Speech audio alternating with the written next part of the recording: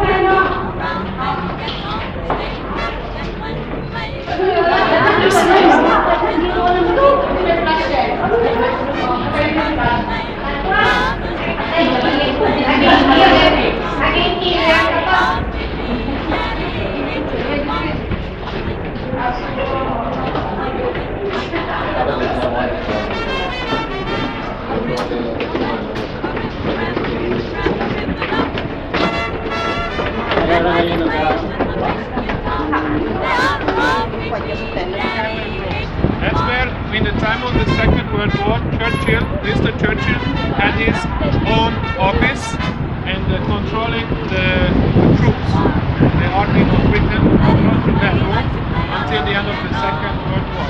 Actually, there was two places for him. One was built in a different spot, secret location in the city for about £8 million. It was a bunker, very safe bunker. This now is in ruins actually. I saw a video of it. But actually this is the place, if you would go inside, it's open for the public to visit. We're not going in this time. But just to explain what's inside, it's actually this room where you use the word, you have a cigar on the table, and then all the control room inside, and it's on the ground. It's on the ground, only maybe 10 meters under the ground. Okay? That was the place. Next is the place where the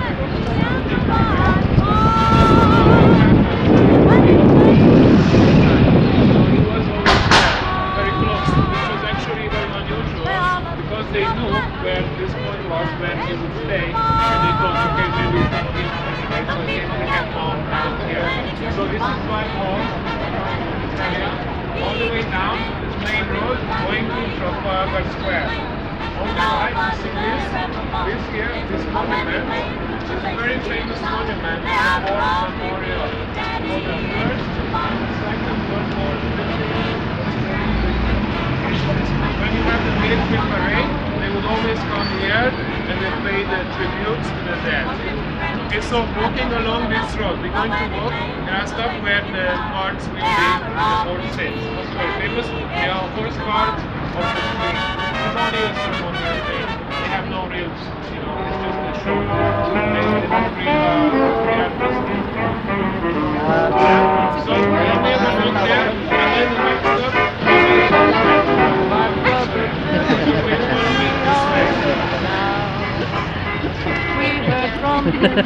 Hindi ko nakunan yun. Wasteland's getting back to normal. Here's what he had to say. And also the next thing is the monument. It's on the middle as well, the black one. I miss you too. Now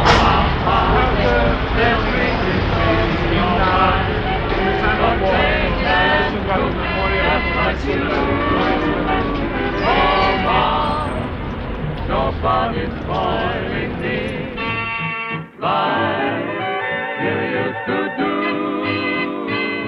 They won't let me stay in bed until noon. At 5:45 they play me a tune. Oh, Mom, I miss your apple pie. And by the way, I miss you too.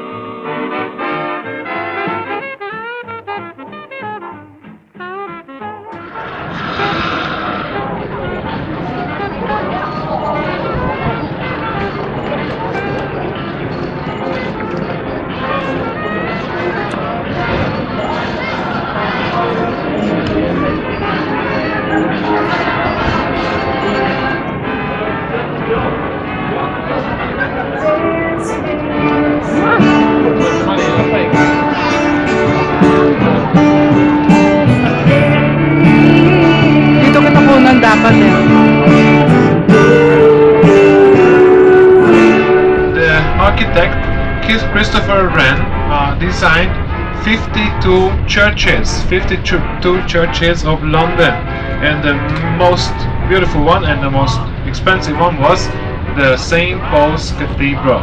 Okay, St. Paul's was built and designed by Christopher Wren.